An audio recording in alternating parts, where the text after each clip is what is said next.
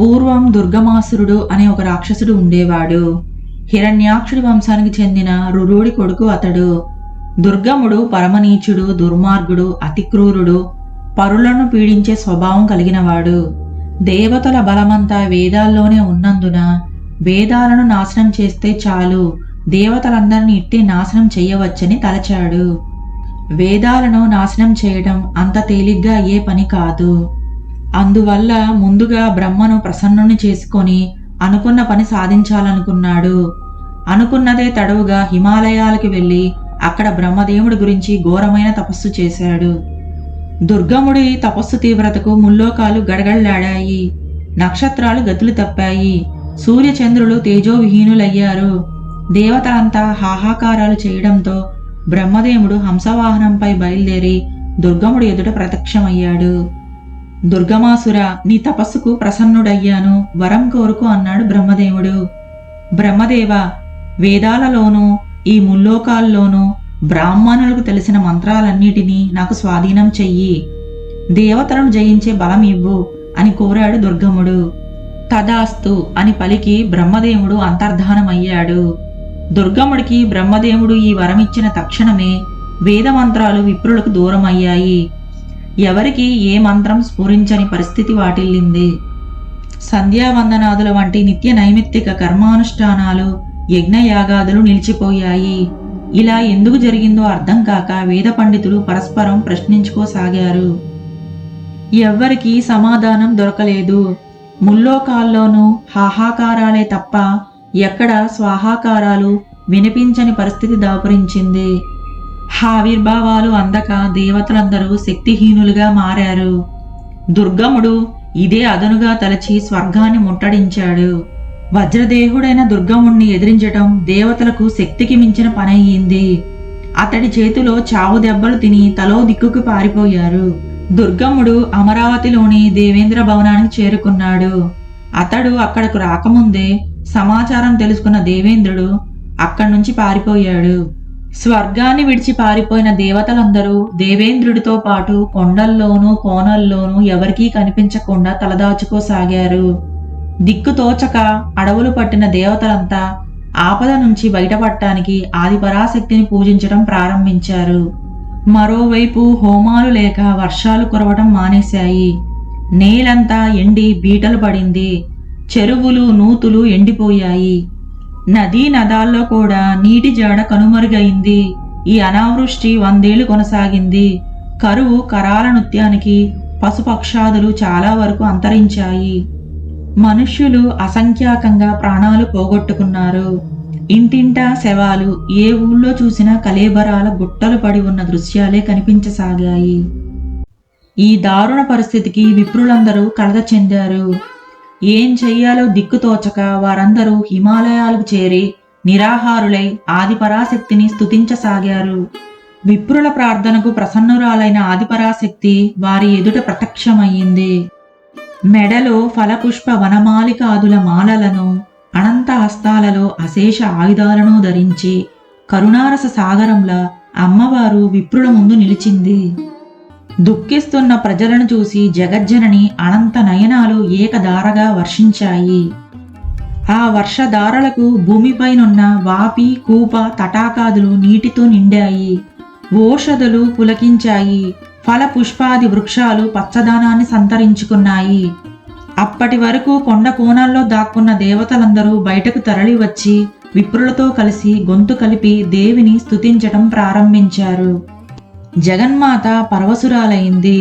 తన చేతిలోని పండ్లు, కాయలు అందరికీ అందించింది. ఫల శాఖాదులు అందించడంతో విప్రులు, దేవతలు ఆ జగజ్జననిని శాకంబరి అంటూ శ్లాఘించారు. దేవతలు, విప్రులు మొత్తం ప్రాణకోటి ఆహారాన్ని అందుకుంటున్న కోలాహలం దుర్గముడికి వినిపించింది. ఏం జరుగుతుందో తెలుసుకుని రమ్మని తన దూతలను పంపించాడు. వారు తిరిగి వచ్చి తాము చూసిందంతా దుర్గముడికి చెప్పారు. దుర్గముడు ఆగ్రహోదగ్రుడయ్యాడు.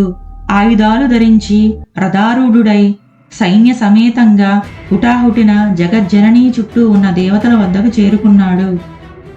వస్తూనే దుర్గముడు శరపరంపర కురిపించాడు. దేవతలందరూ ఎదిరించి పోరాడారు. విప్రులు కూడా శక్తి మేరకు యుద్ధం చేశారు. రాక్షస సేనల దాటికి దేవసేనలు విప్ర సమూహం తట్టుకోలేకపోవడంతో హాహాకారాలు మిన్నుముట్టాయి. త్రాహి త్రాహి అంటూ వారంతా జగజ్జనని శరణు కోరారు. జగజ్జనని దేవ మానవుల చుట్టూ తేజోమయ రక్షణా వలయాన్ని ఏర్పరిచింది. రాక్షసుల ఆయుధాలు ఆ వలయం అంచులకు తాకి గోడను తాకిన గులకరాళ్ల రాలిపోయాయి. జగన్మాత స్వయంగా యుద్ధరంగానికి వచ్చింది. దేవి శరీరం నుంచి అనంతంగా శక్తి స్వరూపిణులు ఆవిర్భవించారు. వారంతా చిత్ర విచిత్రమైన ఆయుధాలతో రాక్షస సేనలను ముట్టడించి క్షణాల్లోనే తుదముట్టించారు. దుర్గముడు విచిత్ర రథంపై రణరంగానికి వచ్చాడు. దుర్గమాసురుడు చండ ప్రచండంగా యుద్ధం చేశాడు. భూమి ఆకాశాలను కమ్మేసినట్టుగా శరపరంపరను కురిపించి అనంత శక్తులను జయించాడు. జగన్మాత ఎదుట దుర్గమాసురుడు తన రథాన్ని నిలిపాడు. అమ్మవారికి దుర్గమాసురుడికి మధ్య 100 సంవత్సరాలు ఘోర యుద్ధం జరిగింది. అమ్మవారు 100 సంవత్సరాలు దుర్గమాసురుడితో యుద్ధం చేయడానికి కూడా ఒక కారణం ఉంది. వేద మంత్రములన్నింటినీ స్వాధీనం చేసుకునే వరం దుర్గమాసురుడు బ్రహ్మ ద్వారా పొందాడు.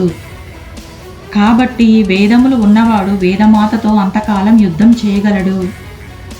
బ్రహ్మ ఇచ్చిన వరం కారణంగా 100 ఏళ్లు యుద్ధం జరిగాక హఠాత్తుగా అమ్మవారు దుర్గమాసురుడి దగ్గర ఉన్న వేదశక్తులు లాక్కొని తన 5 బాణాలు దుర్గమాసురుడి మీద ప్రయోగించింది.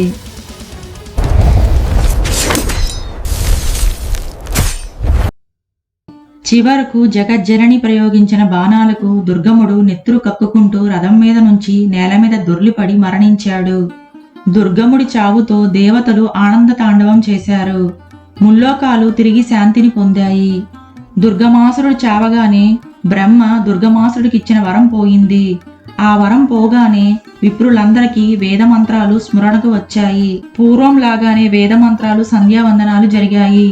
అప్పుడు దేవతలు భక్తితో అమ్మవారిని శాకంబరి నీకు నమస్కారం, మంగళ స్వరూపిణి నీకు నమస్కారం, అనేక నేత్రములు కలిగిన శతాక్షి నీకు నమస్కారం, ఉపనిషత్తులు వేదముల చేత స్తోత్రం అందుకునే నీకు నమస్కారం, మహామాయా స్వరూపిణి నీకు నమస్కారం, గురుమూర్తి నీకు నమస్కారం, ప్రణవార్థ స్వరూపమైన నీకు నమస్కారం అని స్తోత్రం చేయగానే అమ్మవారు, నాయనలారా, ఈ నా కథ విన్నవారికి జీవితంలో ఆహారానికి లోటు రాదు. అడవిలో ఉన్న ఎడారిలో ఉన్న వారికి ఆహారం దొరుకుతుంది. నేను మీకు స్వయంగా ఆహారం పెట్టాను గనుక ఈ కథ శ్రద్ధగా విన్నవారికి ఆకలితో మరణించే స్థితి ఉండదు. ఈ కథ అత్యంత పవిత్రమైంది. ఈ కథని ప్రతి పూర్ణిమ, మంగళవారం, శుక్రవారం, అమావాస్య, అష్టమి, నవమి, చతుర్దశి తిథుల్లో ఈ కథ చెప్పిన వారిని, ఈ కథ విన్నవారిని నా భక్తులుగా చేసుకుంటాను. మరణించాక వారిని నా లోకానికి తీసుకువెళ్తాను. దుర్గమాసురుణ్ణి సంహారం చేయటం వల్ల ఈ రోజు నుంచి నాకు దుర్గా అనే నామం వస్తుంది. ఇక ఈ నామంతో నన్ను పూజించండి అంది అమ్మవారు.